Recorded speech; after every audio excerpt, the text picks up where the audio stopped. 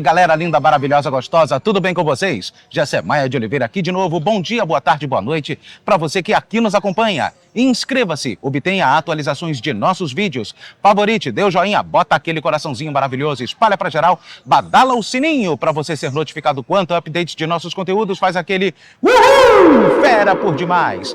Temos certeza que o nosso trabalho é ser-lhe-á de grande monta, ao fundo, Ponte Rio-Niterói, o campus Gragoatá aqui da UF, mas a principal, eu estou exatamente aqui no Reserva, pelo segundo dia consecutivo para cobrirmos a FLIM, a Festa Literária de Niterói. Vamos embora ver o que está acontecendo lá embaixo, pessoal, que eu estou aqui em cima aproveitando essa vista maravilhosa, esse ventinho gostoso, essa temperatura que é como se fosse um verão fora de época, né? Mas com aquele ventinho frio característico da Baía de Guanabara, vento que vem do mar e essas coisas assim. E é com isso que a gente vai estar conferindo o que está acontecendo no segundo dia de abordagens que eu estou fazendo aqui da Festa Literária de Niterói. Então, vamos embora girar, pessoal. Girando, girando, girando, girando, girando. Ihu!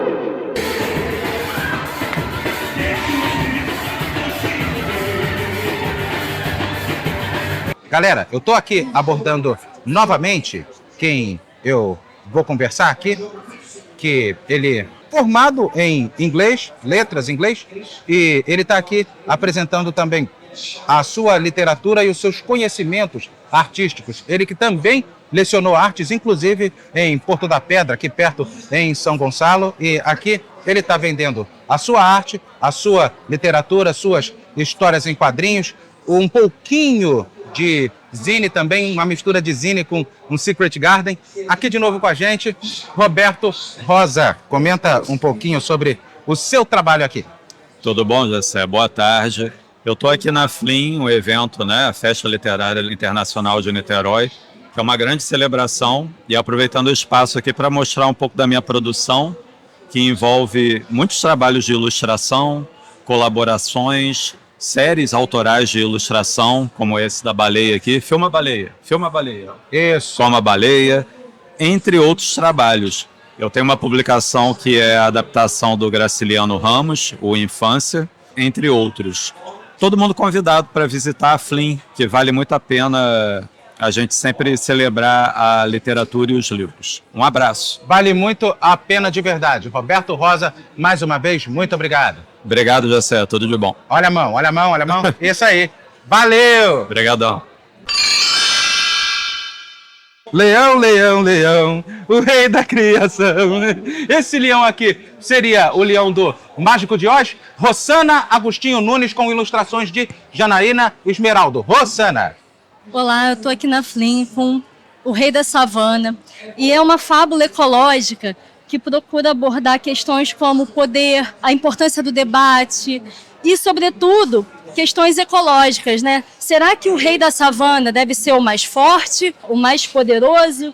Como que essa escolha deve ser feita? Então, esse livro é um debate, né, sobre quem deve assumir o poder. É sempre o mais forte, o mais poderoso? Então, espero que gostem. E é isso, muito obrigada. E aqui a gente... Posso pegar para dar uma olhada nos desenhos? Porque os desenhos são tão importantes quanto a própria obra, quanto o próprio compêndio que ela contém. E está aqui para vocês essas fantásticas ilustrações e também o quanto esse leão acabou passando por um estouro de gnu para mostrar que ele não era tão forte, né? O Rei da Savana, por Rossana Agostinho Nunes. Esse Muito leão obrigada. não é Mufasa. Muito obrigado. Obrigada. Vá, olha a mão, olha a mão, olha a mão. A mão é a mão. Aqui, ó. Aqui, para segurar a mão. Ah! Ô, Jesus! Obrigada. Amado. Valeu! Tchau.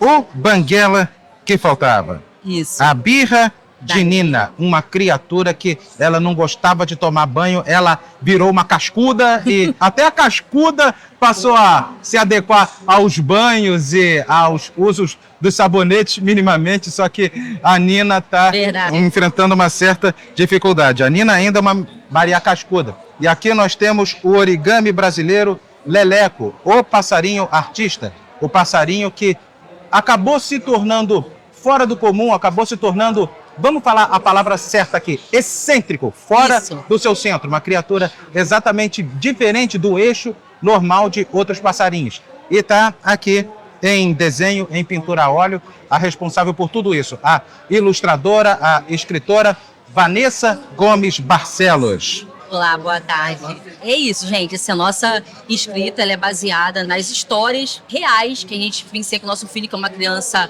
atípica, uma criança neurodivergente, e que tem questões sensoriais, questões de pertencimento. É uma criança que trabalha muito a imaginação, que trabalha muito a criatividade, mas também tem os seus conflitos, né, comuns da infância e para além, né, de comuns, digamos, bem especiais. E nós, como pais, criamos essas histórias para conseguir dialogar com ele e trazer para ele a possibilidade de ter menos sofrimento em sua vida, né, e poder se desenvolver como a maioria das crianças, né, se sentir aceito, se sentir pertencente, se sentir amado, valorizado e potencializado naquilo que realmente ele encontrou para ele como algo que ele gosta, né, que é a imaginação e a criação. A imaginação e a criação que fez exatamente vocês repensarem a vida. Olha só, o Banguela que faltava por causa da falta do dente, ele acabou não indo mais à escola, não querendo saber de estudar, né? Isso, por achar que a professora não queria arrancar só o dente dele.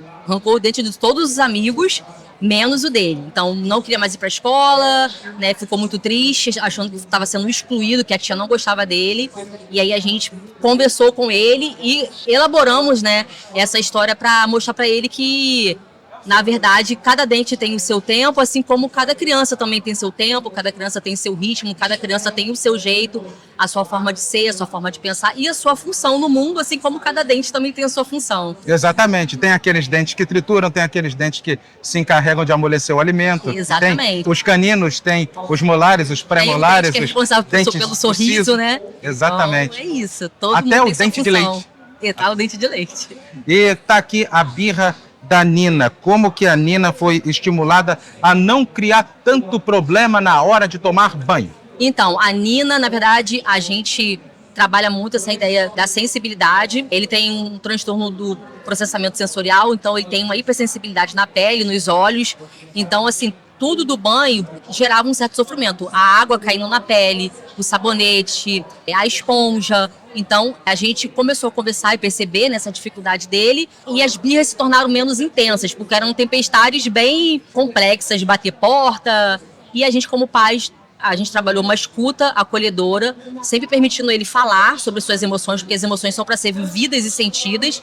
E criamos essa história também para mostrar para ele que ele poderia gostar do banho, né? Com brinquedos, desenhando no boxe, compramos lápis para ele desenhar no boxe e fazer esse momento um momento especial também. Agora o contraponto feliz aqui da história, que é o Leleco, o passarinho que queria disputar com todo mundo o seu lugar ao sol, que é um passarinho feliz, mais do que tudo, não é o passarinho maluquinho, é o passarinho feliz. Isso, o Leleco é um passarinho que tem mais 4 irmãos, que se sentia diferente dos irmãos, porque os irmãos gostavam de competir entre si, quem voava mais alto, quem caçava mais minhocas, e ele nunca gostava dessas brincadeiras. Ele gostava de desenhar com as patinhas no chão, ele gostava de criar chapéu de pirata com as folhas, e ele se sentia diferente e sozinho, porque os irmãos nunca aceitavam brincar com ele, e implicavam com ele, né?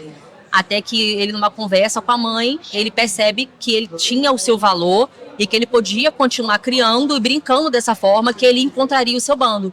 E aí ele encontra, né, realmente um bando de outros passarinhos, de outras espécies, também tão diferentes quanto ele, tão criativos quanto ele, e eles formam uma amizade muito linda e ele começa a se sentir feliz por ele ser quem ele é. Então, trabalha a questão da autoimagem, da aceitação e da validação, né, do trabalho artístico, que também é um trabalho que precisa ser valorizado na nossa sociedade. Então tá aqui esse papo que vai demandar uma entrevista solo e como aqui, com essa pessoa aqui que o tablet dela é uma caixinha de surpresas, é um sem fim de segredos, principalmente o segredo de como saber lidar com os neurodivergentes da melhor forma possível.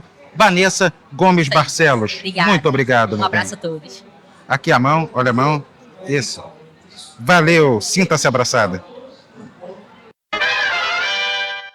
Essa menina é muito engajada na literatura que ela apresenta, porque ela tem uma história infantil muito densa para contar.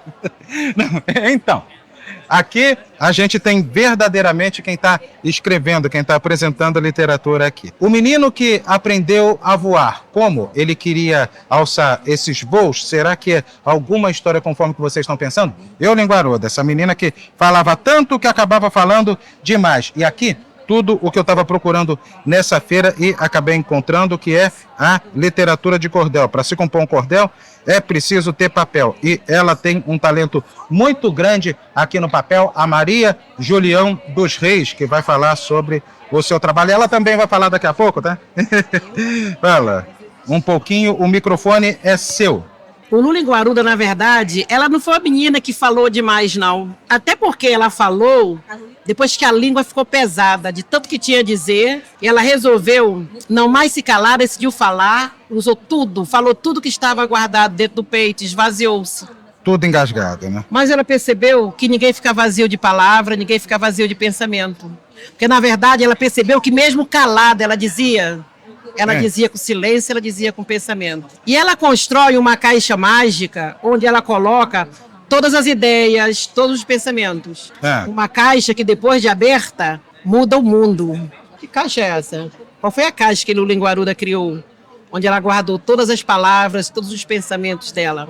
Só lendo para poder saber o que é essa caixinha de pensamentos, essa Tem caixinha criança que de secreta. imediato já acho que foi tal coisa. É só lendo para ver. Só lendo. E aqui o menino que aprendeu a voar, como é que é esse menino? Qual é desse garoto? O menino que aprendeu a voar, na verdade, era um sonhador, um menino que sonhava demais, sonhava ter, sonhava ser, e a mãe nem dormindo sonhava. A mãe só trabalhava, e a mãe resolve aprisionar esse menino em casa para que ele não quisesse tanto. Só que ele danava querer, olhava as frechas da janela e danava querer. Ela prende no armário, limita mais ainda o seu querer, os seus sonhos. Só que ela dá livros de presente a ele. E com esses livros... Começa a perceber que coisas estranhas começam a acontecer no armário. Ela abre o armário, ele só lê. Oh, meu Deus. Pensei que fosse o monstro de História Sem Fim que ia sair do armário. Não. Aquele cachorro voador. Não, foi muito melhor. O que saiu do armário, então, o armário, na verdade, explodiu no momento desse, de luzes piscando, o armário explodiu. E de dentro do armário, na verdade, havia um castelo dentro do armário. E dentro do castelo estava ele, sentado no trono, e tinha asas agora. Asas, levou a mãe para conhecer tudo o que ele já conhecia. E o melhor de tudo é que a mãe também criou asas. Oh, meu Deus do céu, a mãe e o menino viraram o cachorro da História Sem Fim, o cachorro voador. A mãe, na verdade, aprendeu a sonhar. A mãe descobriu, na verdade, que é impossível prender um sonhador. E aqui, quem faz amor em sonho, quem sonha com amor... Agora a gente vai para literatura de cordel aqui, em que tu misturou cestilhas e cetilhas aqui em abordagens diferentes, né? Tem 1, 2, 3, parece que 5 trabalhos seus aqui sendo demonstrados, né? Esse é histórico, na verdade, fala sobre o direito de ser negro. Eu posso ser negro no Brasil? Posso realmente ser negro no Brasil? Eu tenho que negar que eu sou negro? Conta a história desse povo que veio, lutou por liberdade. Eu coloquei esse dica aqui porque o texto fala também sobre essas marcas deixada pelo povo, pelos africanos, como se fossem sementes. Sim. Deixa eu ler esse trecho do Zadig. A ancestralidade. Que diz assim, olha... Vou invadir aqui, tá? Vou invadir. Vai. Aqui. Desde o início da história, sua cultura espalhou, deixando sua marca em tudo onde viveu e trabalhou, para que a posteridade não esqueça o que passou. Assim deixou os adíncras, um recado aos descendentes, símbolos talhados em ferro como se fossem sementes, plantadas por ancestrais, fecundando novas mentes. E assim a gente tem a ideia do racismo que é, infelizmente, mesmo com toda a abolição da escravatura e tudo mais, é endêmico em um país plural e um país eminentemente negro, que é o nosso país. E eu coloquei, a aclamada liberdade de fato não aconteceu. Até hoje o nosso povo da injustiça não esqueceu. Ainda carrega o fardo que o antepassado viveu.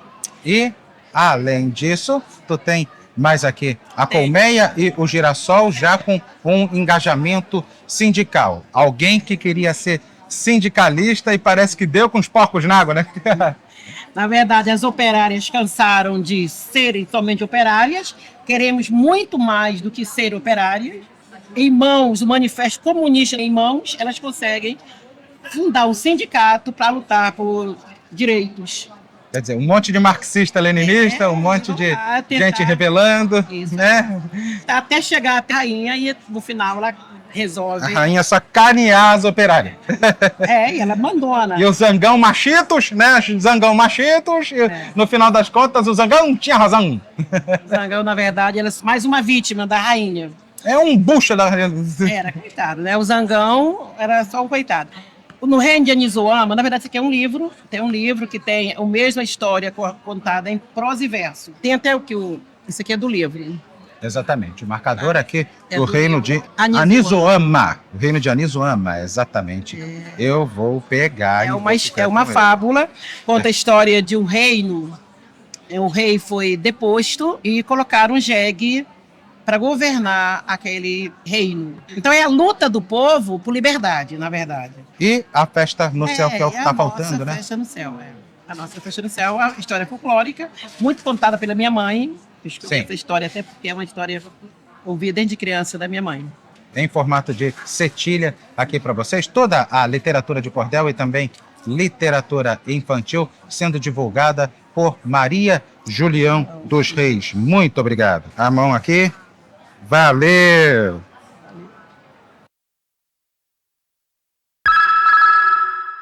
Aqui a gente tem uma tese de doutorado de uma pessoa que eu encontrei aqui, finalmente um filho da PUC.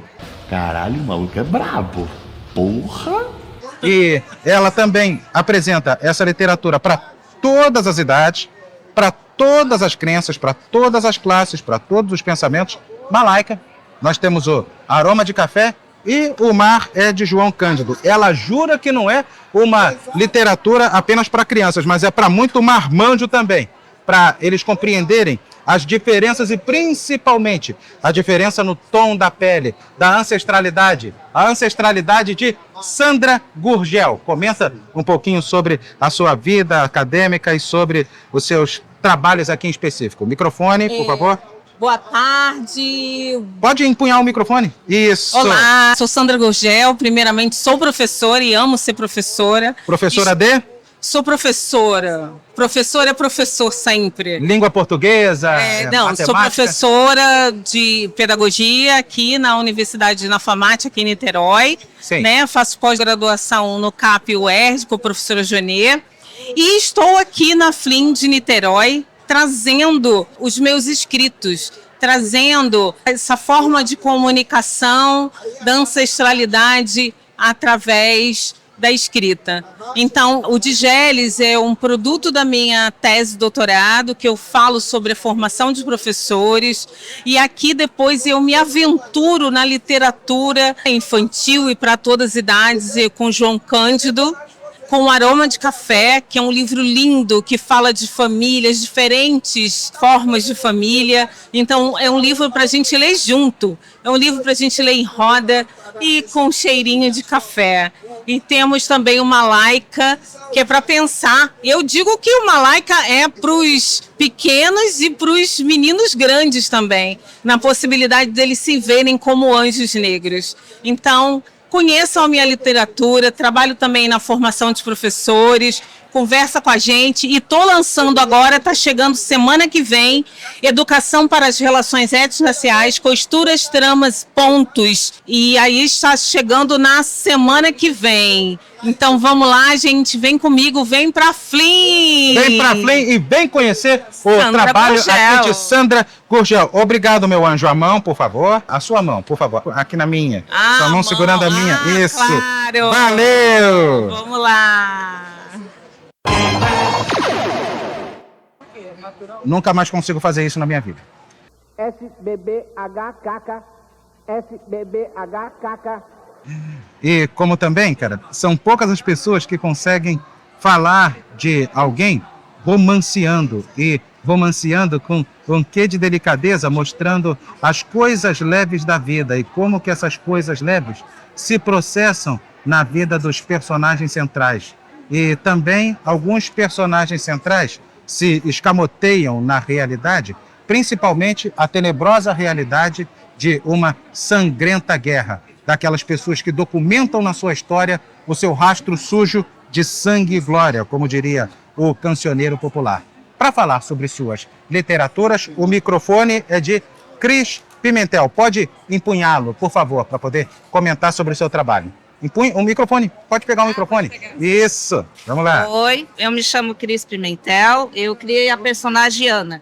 Quem é a Ana? Ana pode ser uma amiga, uma irmã, uma mãe. Eu costumo dizer que somos muitas Anas no Brasil.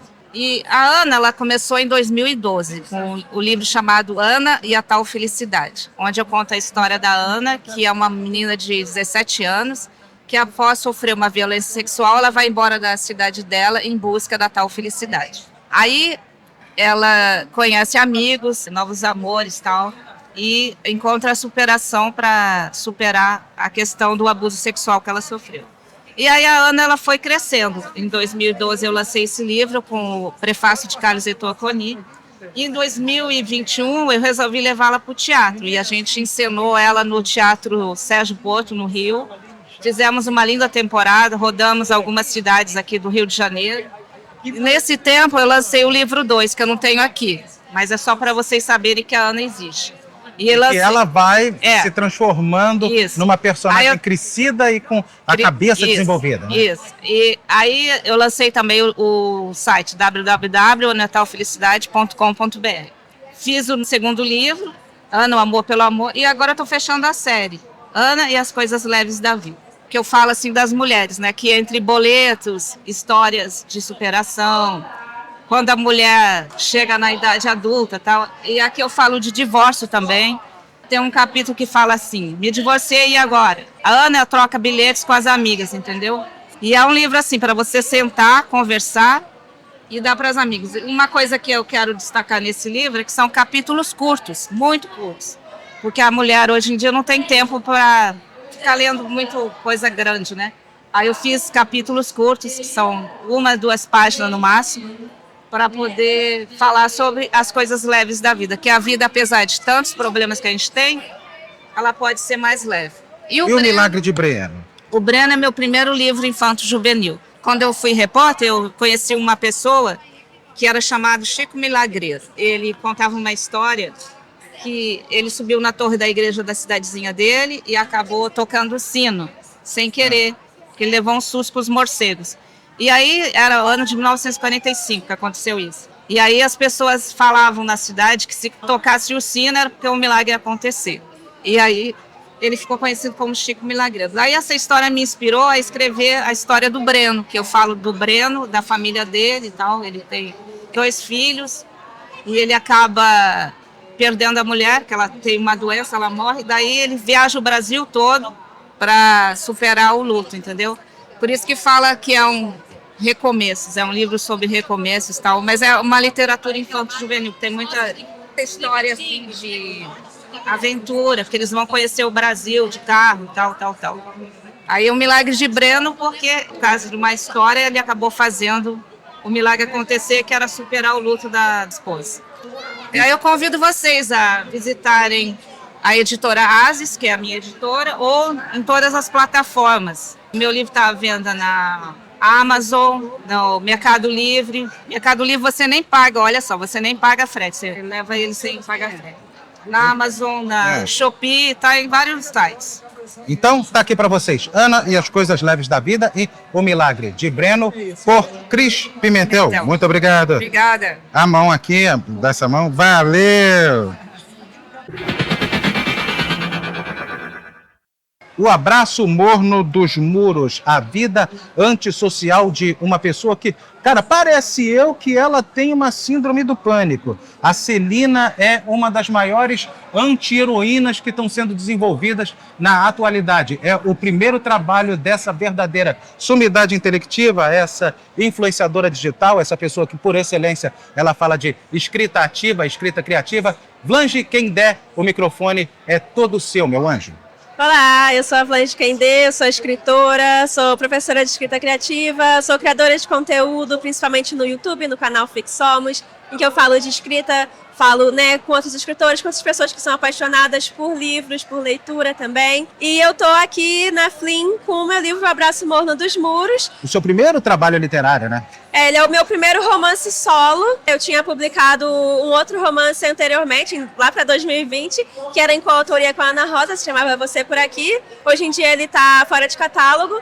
E esse é o meu primeiro romance só meu, né? E eu tô muito feliz com ele. Eu tinha lançado ele no ano passado de forma independente para concorrer ao Prêmio Kindle Vozes Negras. O livro foi semifinalista e agora ele saiu esse ano pela editora Flive. E ele é um romance que vai contar a história da Celina, a antissocial. Eu estive na Flive, cara. Eu tô aqui com o ar de entusiasmo, cara. O pessoal não tá vendo, mas você tá. E você reparou? Porque eu não conseguia sair da Flive. A Flive parecia que tinha mais escritores do que leitores ali presentes. Poxa, Klaus Bugman, a Letícia Júlia, que Deus a tenha. Aquela menina também, cara. A Fernanda Fiona, um outro cara lá, cara, que... esqueci o nome dele, eu chamo ele de Axel Rose. Emil Soltos também. Poxa, tu tá com um seleto Dream Team, cara, trabalhando. Porque na Flive só publica autores nacionais, acaba que num evento tem muitos e muitos autores. E aí esse livro, então, saiu pela Flive, ele vai contar a história da Celina, que mora ali numa cidade pequena no interior do Rio de Janeiro.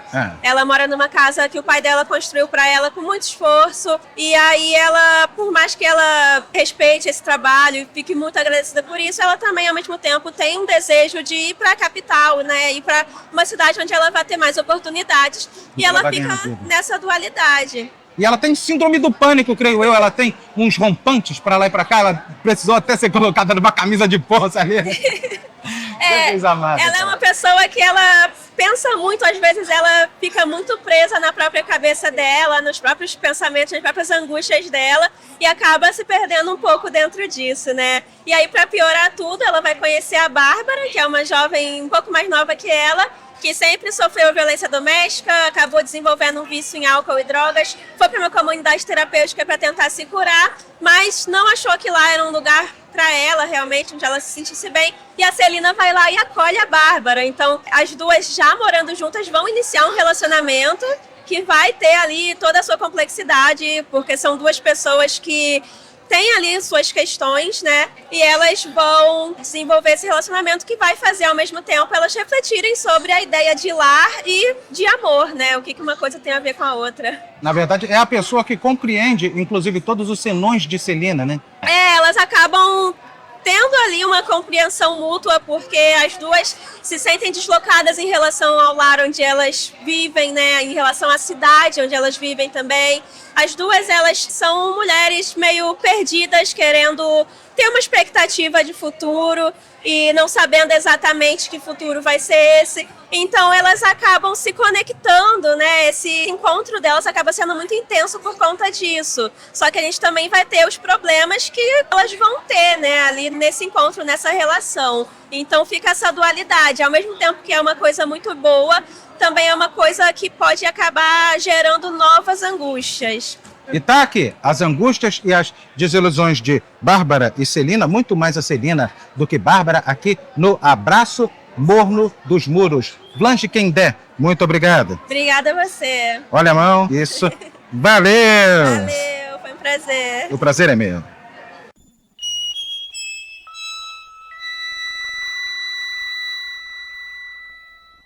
O diário de permanecer planta, cara, tem horas em que a gente quer ser realmente uma planta, a gente quer frutificar e só que ela está fazendo diferente, ela está frutificando escrita, porque aqui tem vários versos, tem prosas poéticas, tem prosas aqui, tudo o que é de compêndio lírico que ela está trazendo aqui para nós. E também temos um projeto chamado Escrever-se, em que essa mulher ela está usinando copistas.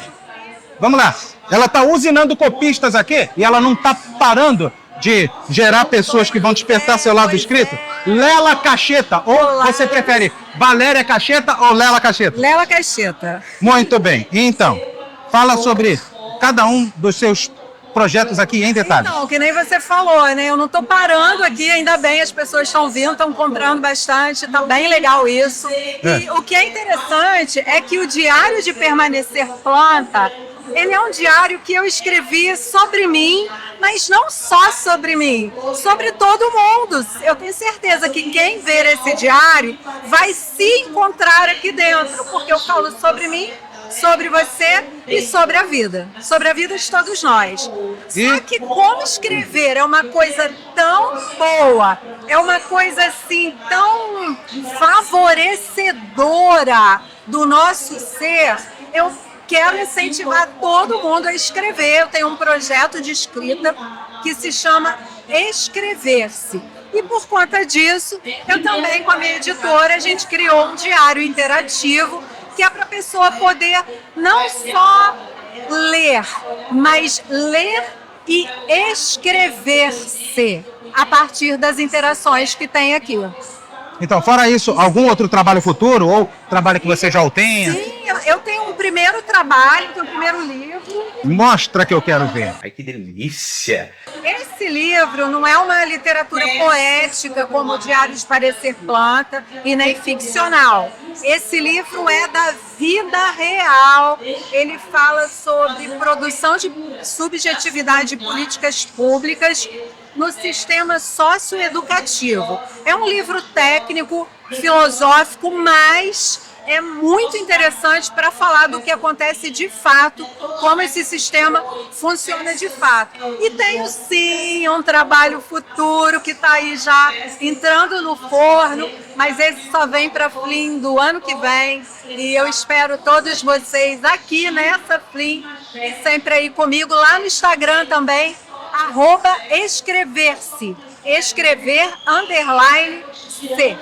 Tá aqui um agradabilíssimo acidente de percurso que eu tive aqui, porque ela pensou que eu trabalhasse na Flim, mas na verdade eu estou aqui como comunicador independente. Foi uma das maiores surpresas aqui que eu encontrei nesse evento, como que ela tá bombando aqui. Não deixem de ver a Blanche quem der, mas, cara, a Lela Cacheta tem seu mérito também, ela merece o que ela tem. Lela Cacheta, muito obrigado. Eu que agradeço, sucesso para você, bom trabalho aqui na Flim. E vocês, se estiverem por aqui, apareçam aqui, Diário de Permanecer Planta, Diário Escrever-se e escrever_C lá no Instagram. Foi ótimo falar com vocês. O mesmo digo eu, a mão, por favor. Deixa eu só falar uma coisa, que é o que eu falo lá no Instagram. Sim. Faça uma pausa e vá Escrever. Exatamente assim. A mão, por favor, a mão. Isso. Valeu!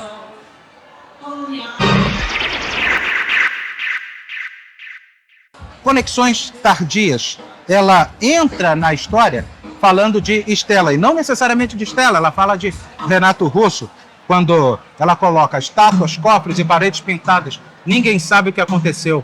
Ela se jogou na janela do 5º andar. Nada é fácil de entender. Será que é só o vento lá fora? É só o dia começando e ninguém fazendo absolutamente nada, só preocupado em dormir? É um pesadelo?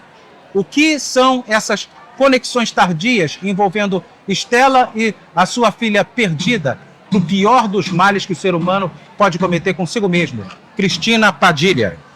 Olá!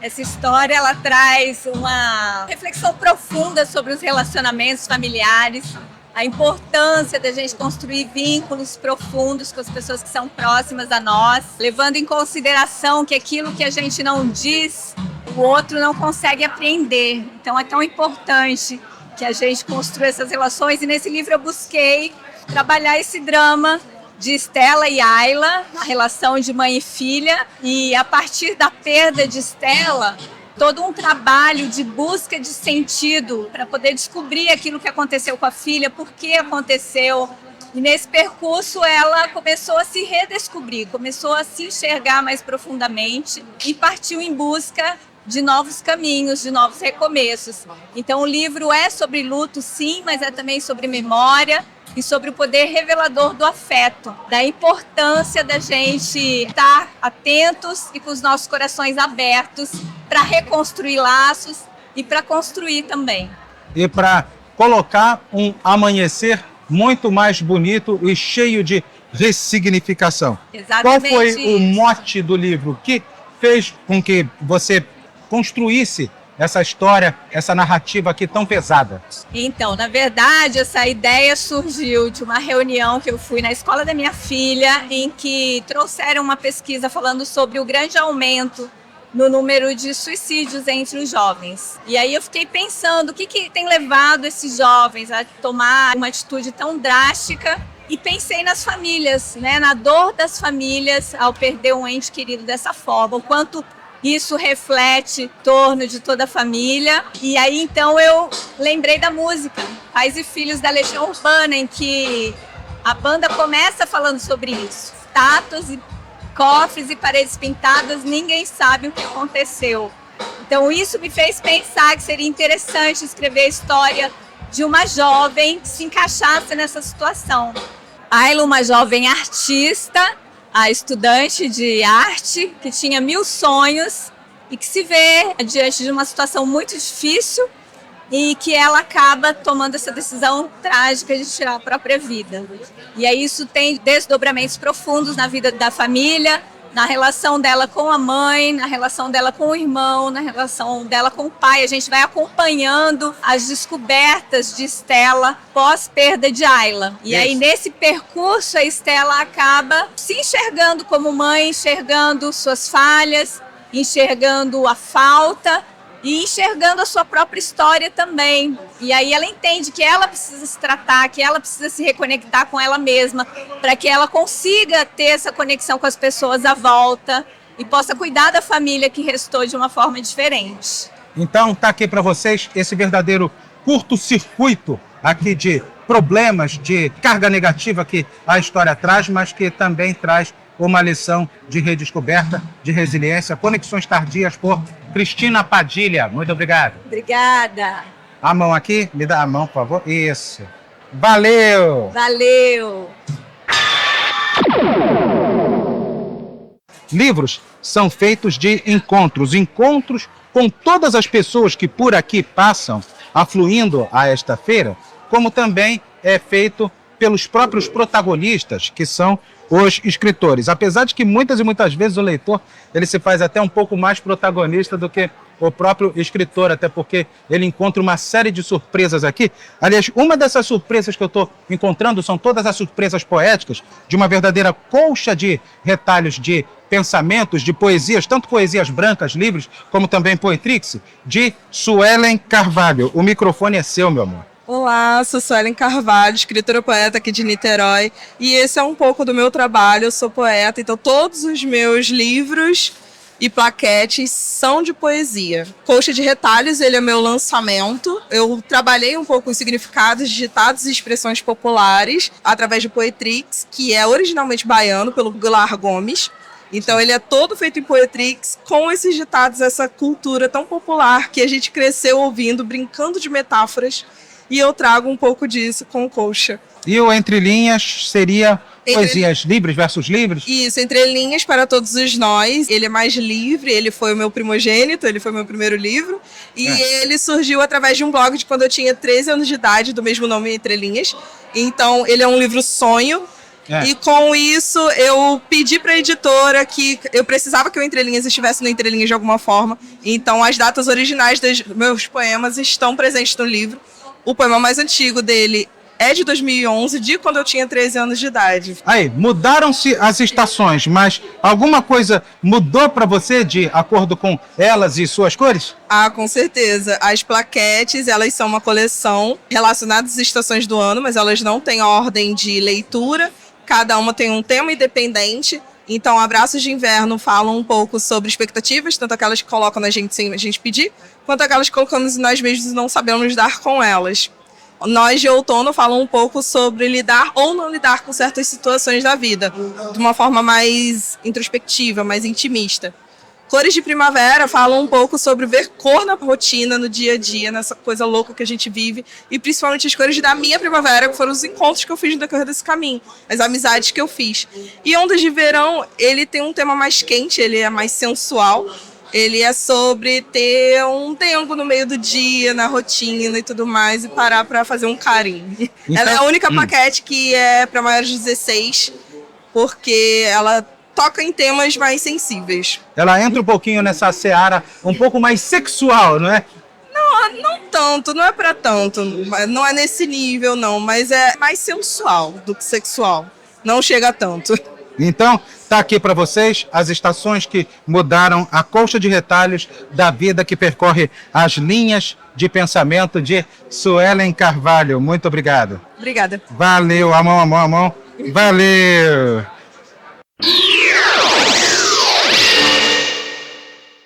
Aqui, Farroupilha, isso é uma matéria pela matéria. Algum acessório novo que tu adquiriu, Gessé?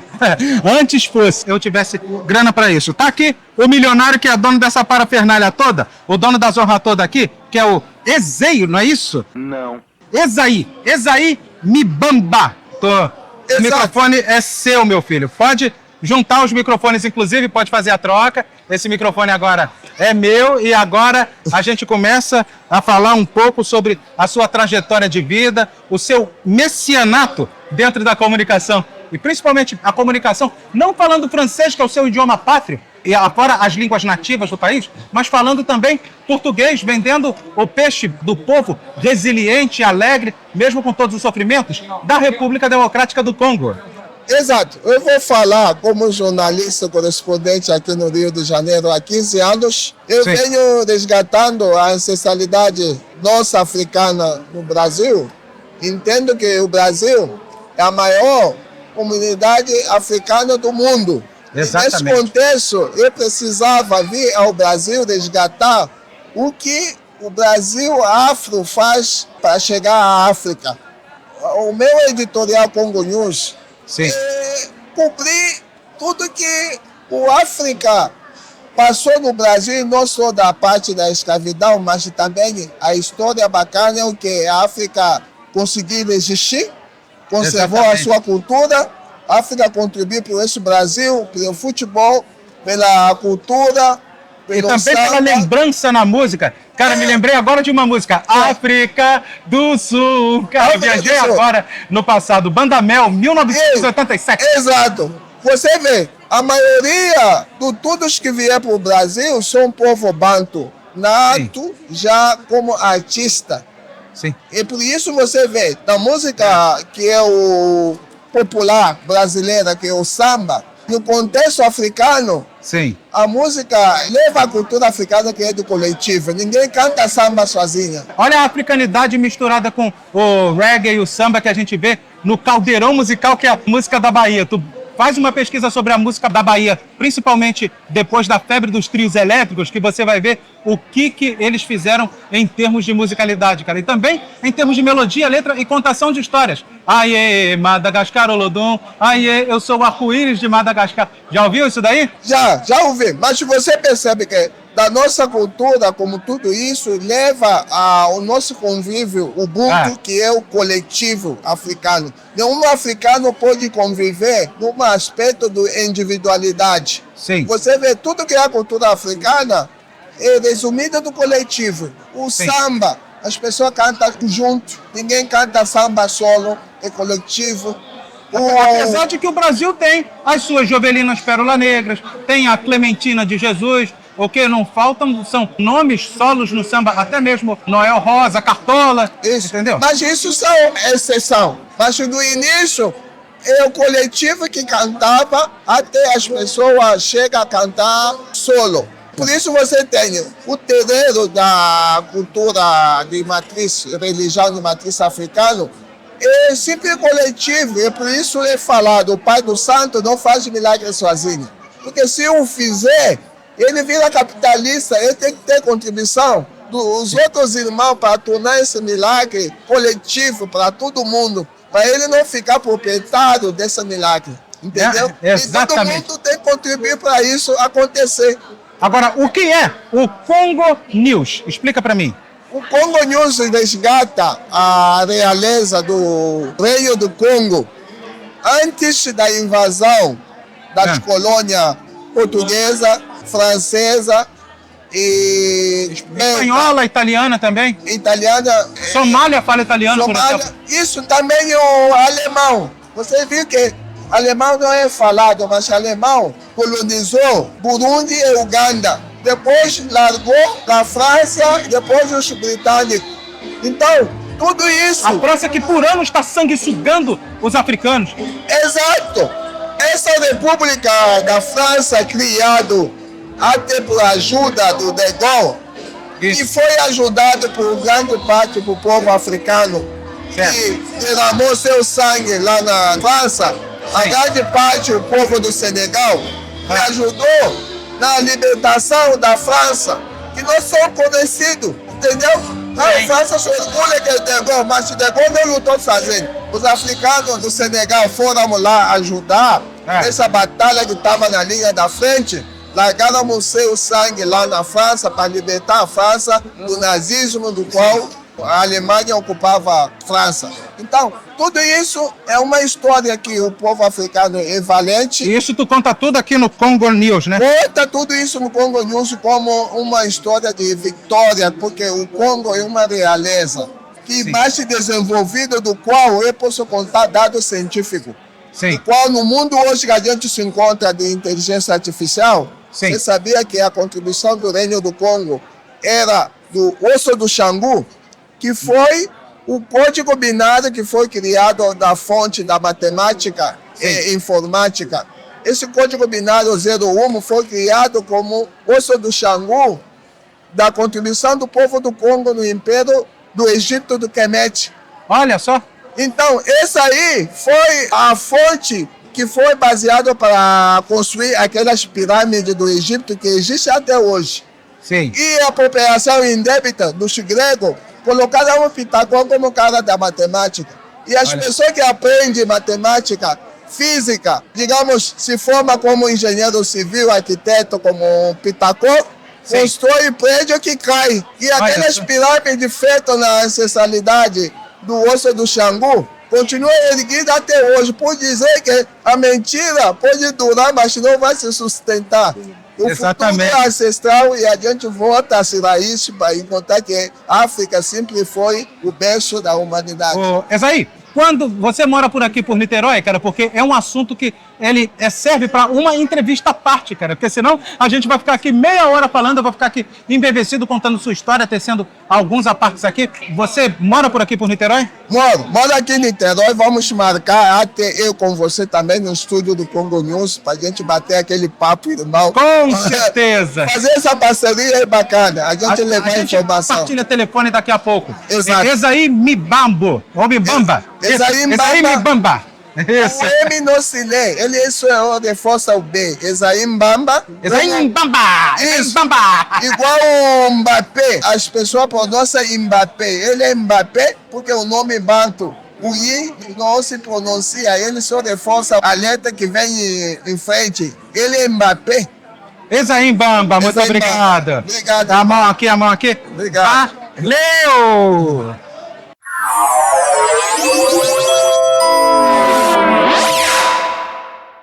A verdade é que você, povo brasileiro, tem sangue crioulo, tem cabelo duro, sarará crioulo. Olha o sarará crioulo aqui.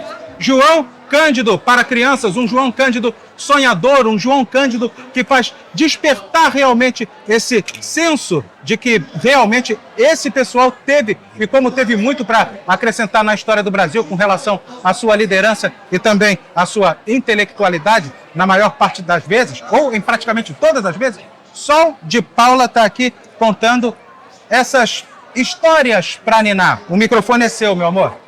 Então, eu estou aqui na Festa Literária Internacional de Niterói, lançando Histórias para João Cândido Dormir. e digo que é minha autoria e também de autoria do Edson de Souza, o Ed Black, que é o ilustrador dessa obra que tá linda e eu te convido a conhecer. Rapaz, Espetacular, não é? Bem construído, cara, uma das coisas mais bonitinhas que eu já vi aqui. Muito fofo. E aí, é uma história onde o pai traz esse momento de intimidade com o filho. Ele vem contando a história de quem foi João Cândido, nosso herói brasileiro, nosso herói negro brasileiro, e que às vezes é silenciado, às vezes, né, é negado essa existência. Mas a gente vem com essa conversa, esse momento íntimo, e também falando sobre a importância do nome, sobre o que o nome de cada um carrega. Então é sobre a ancestralidade, sobre a nossa, traz a oralidade, né, nosso conhecimento passado também de pai para filho. E ao final do livro tem um QR Code que, se você apontar a sua câmera, você vai ouvir toda essa história. Tem a narração da história. Todo esse rock and roll lullaby em Tudo isso na melhor qualidade, com a melhor produção, com os melhores narradores. Eu sou suspeita, mas está muito bonito. E te convido a conhecer Histórias para João Cândido Dormir. Histórias para João Cândido Naná com a nossa querida Sol de Paula. Muito obrigado. Sou eu, gratidão. A mão, a mão, a mão, a mão. Isso aí. Valeu! Valeu!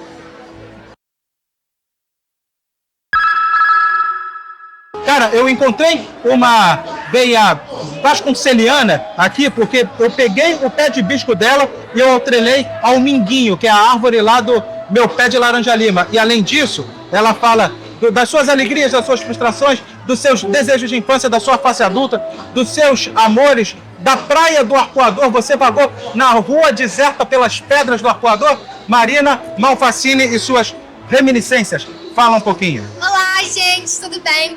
Hoje eu tô aqui na Flin, tô lançando meu segundo livro. É uma grande felicidade estar aqui numa cidade que eu sou nascida e criada aqui, então assim, sou completamente apaixonada. Então estar aqui como escritora é uma grande honra pra mim.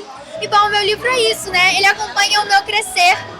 Então ele fala sobre quando eu descobri que Papai Noel não existia, a perda de um animal de estimação meu. Você deve ter chorado paca, você deve ter ficado... Pois é. Tu foi igual a Chiquinha. Totalmente. Você fez com o meu refresco, besta! E agora o que eu vou... Foi muito difícil pra mim.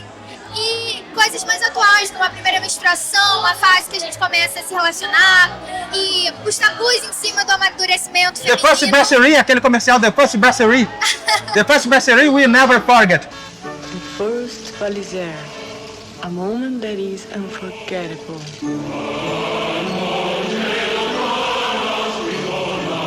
Esse. Eu não conheço. O primeiro Valizer a gente nunca esquece. Ganhou prêmio no Festival de Cannes e tudo. Era a Patrícia Lucchesi quem fazia esse comercial, ela contando 12 anos. Gente! E sendo muito bem dirigida pelo mestre Júlio Xavier. Maravilhoso. Isso. Maravilhoso.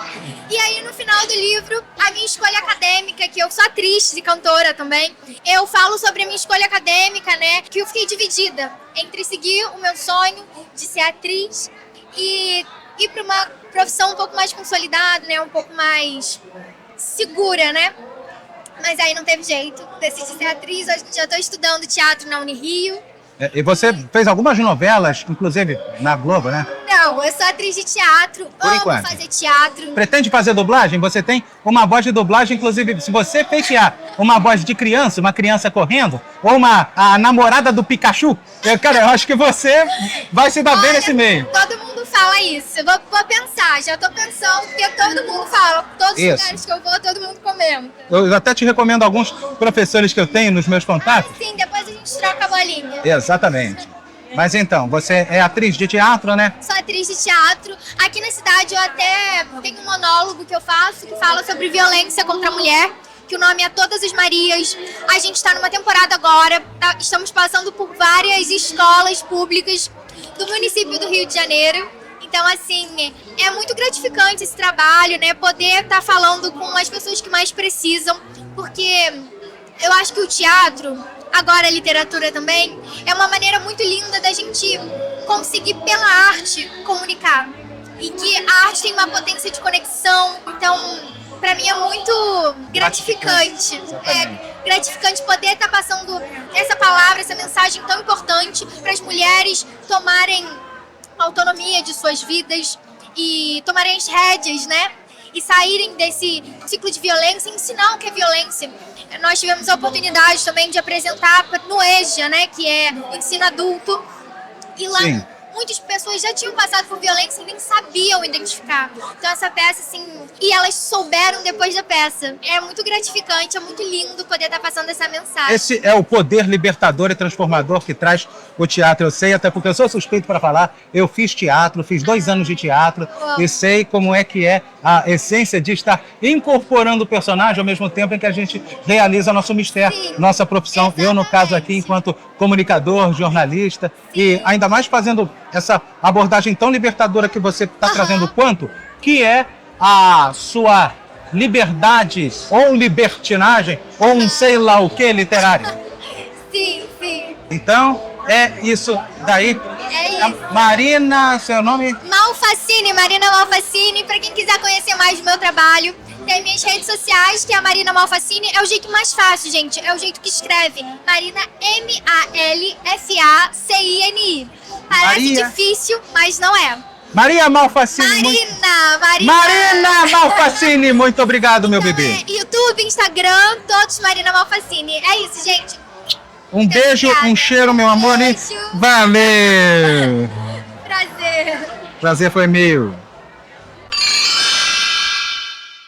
Senado Federal, poderes municipais na reforma da capital. A capital ficando bonitona para inglês ver, enquanto que o pessoal estava sendo mandado, sabe-se lá Deus para onde. O desenvolvimento do subúrbio em detrimento da beleza do Rio de Janeiro, apenas para um punhado de gente, apenas por uma meia dúzia de abastados que poderiam se intelectualizar no período da República Velha. Não obstante a figura de Rodrigues Alves, que foi uma das mais populares da época, tanto que ele só não assumiu o cargo ali em 1919 porque ele acabou pegando uma outra febre xing-ling que o pessoal atribui à gripe espanhola e ele acabou não assumindo o poder. E ela está aqui para falar ex-cátedra e com uma profundidade de conhecimento incrível aqui. O microfone é seu, Dona Mônica Matos Teixeira da Assunção. Olá, como vai? Como vão todos? Tudo bem?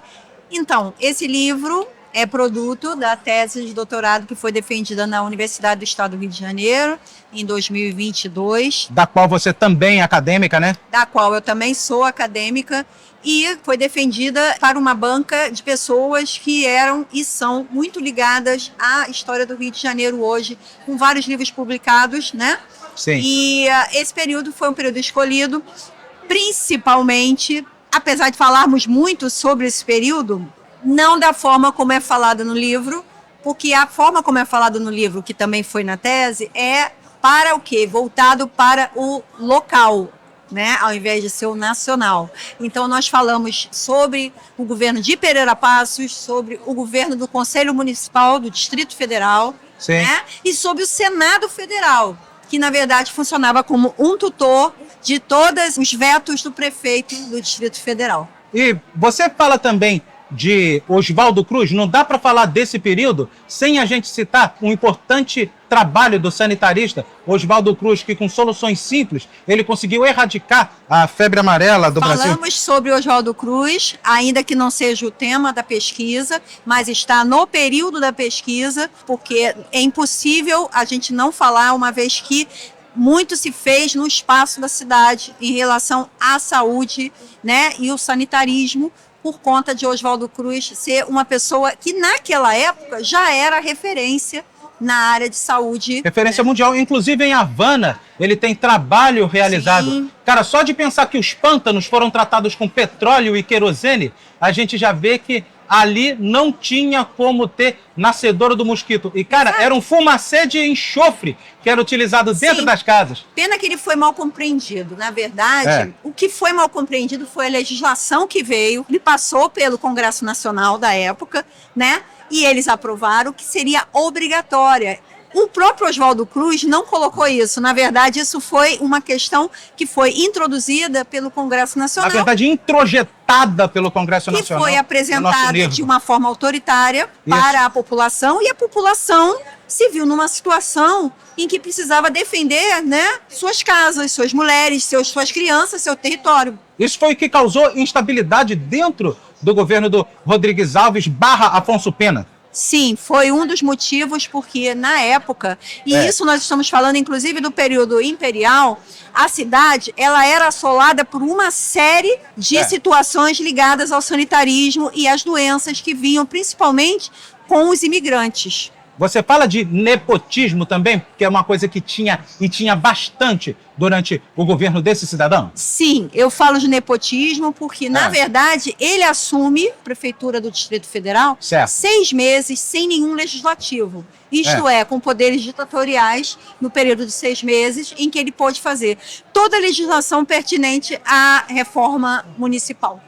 Então, nada passava pelo Conselho Municipal depois, em relação à reforma. Então, ele fez a reforma de forma de nepotismo, autoritarismo, por conta das legislações que ele assim colocou. E com uma vida insalubre por parte das populações que sofriam com o chamado PR, que é o Ponha-se na Rua. Era um Ponha-se na Rua 2.0, né? Que estava acontecendo ali. O PR, que da época do Dom João, quando veio para o Brasil, em 1808, com a sua família imperial, e mais a nobreza e tudo mais que podia, né? Que conseguiu chegar até esse lado do Atlântico. Este momento foi o PR.2. Eles eram retirados das suas casas de cômodo, enfim, os lugares que eles moravam, e não tinham simplesmente lugar para onde ir.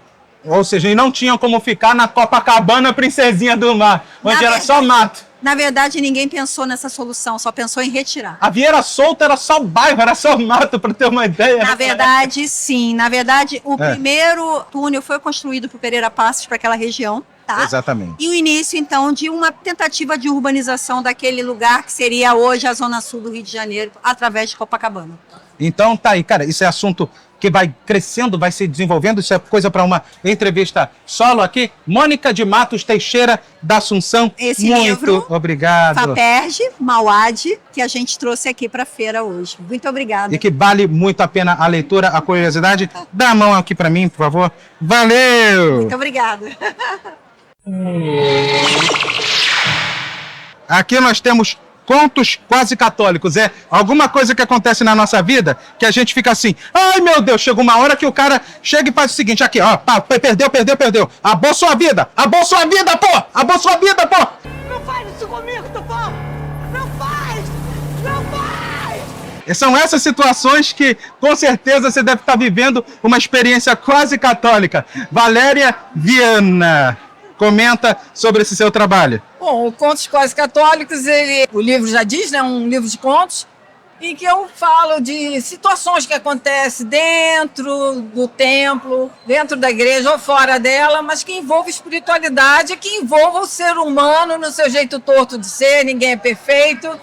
E tem coisas engraçadas também, situações engraçadas. Como, por exemplo, você pode narrar uma em específico?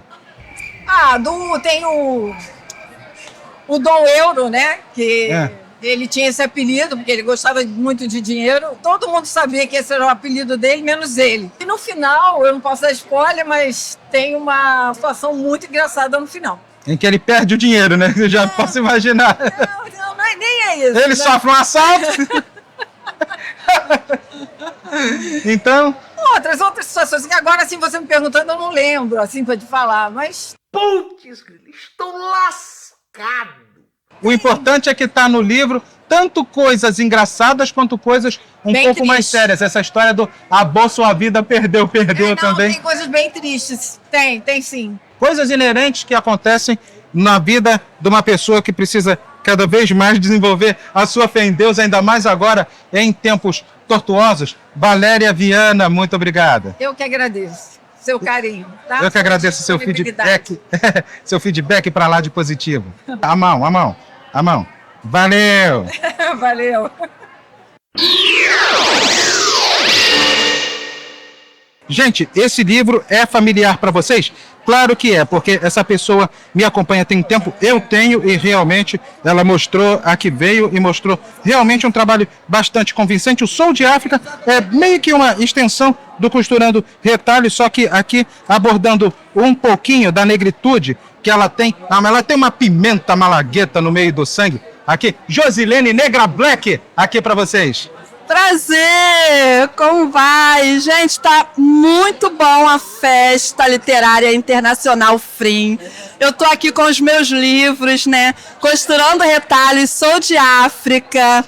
Eu tô muito feliz de estar nesse momento aqui, nesse território, né, em Niterói, com a minha obra, com o meu trabalho. E, aliás, tu tá me devendo uma entrevista solo. Tu se esqueceu da Janete Costa, tu se esqueceu do Solar do Jambeiro, se esqueceu de estar aqui por perto, lá no museuzinho ali do Disco Voador? Não, eu já te falei que é só você vir marcar e a gente vai nesses territórios, vai com os meus livros. Também tá faltando aqui o Arco-Íris de Josi, que é um livro infantil, com QR Code, com audiodescrição. E a gente faz um trabalho bonito em Niterói. Eu peço que vocês me sigam nas redes sociais, sejam o meu seguidor, @Joselene Negra Black, e também sigam o nosso coletivo, que é o coletivo Costurando Afetos. Então, tá aqui toda a afetuosidade e esse espírito de luz que é a Josilene Negra Black. Muito obrigado. Gratimor.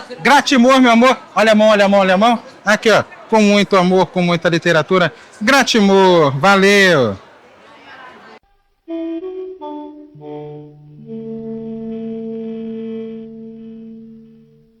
Histórias da Favela do Esqueleto. Você sabia que o embrião da UEG, que é a Universidade do Estado da Guanabara, que se transformou em UERJ, Universidade do Estado do Rio de Janeiro, com a fusão Rio-Guanabara, a Favela do Esqueleto veio exatamente daqui, com os esqueletos da UERJ, e aqui a gente fala sobre a educação inclusiva nas comunidades. Aqui nós temos mais um pouco da Favela do Esqueleto e também políticas públicas. As políticas públicas se aprendem na escola, e se aprende na escola o que é o conceito de cidadania, e mostrar que principalmente nas favelas é que vem as maiores inteligências. E para falar sobre isso nós temos aqui Luciane Guimarães de Souza Santos. O microfone é seu.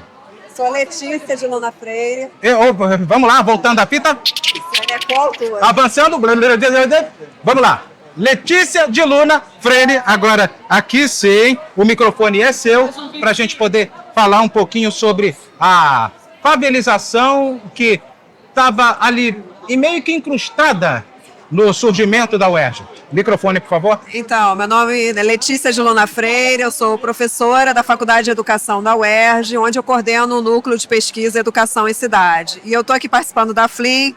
Trouxe alguns dos nossos livros que a gente publicou nos últimos anos. Esse aqui é o mais recente de todos, chama-se Raízes, Histórias da Favela do Esqueleto, que é fruto de um projeto de pesquisa financiado pela FAPERJ, em que nós realizamos uma pesquisa sobre essa favela, que pouca gente conhece, que era a Favela do Esqueleto, que era uma das maiores e mais emblemáticas favelas da cidade, né, na época que o Rio era a capital do país, e ela existia exatamente no local onde foi construído o campus da então Universidade do Estado da Guanabara, nossa atual Universidade do Estado do Rio de Janeiro. Essa pesquisa ela foi feita com base, sobretudo, não só de pesquisa documental e arquivística e iconográfica, mas principalmente com entrevistas com os seus ex-moradores, né? Então nós entrevistamos pessoas que representam essa última geração viva da Favela do Esqueleto. Então a gente conta essa história dessa favela da perspectiva desses antigos moradores. E você perpassa também a aldeia indígena que tem ali, a aldeia Maracanã? A aldeia Maracanã ela é bem mais recente, é 2006. A Favela do Esqueleto ela existiu dos anos 30, né, 1934 até 1965.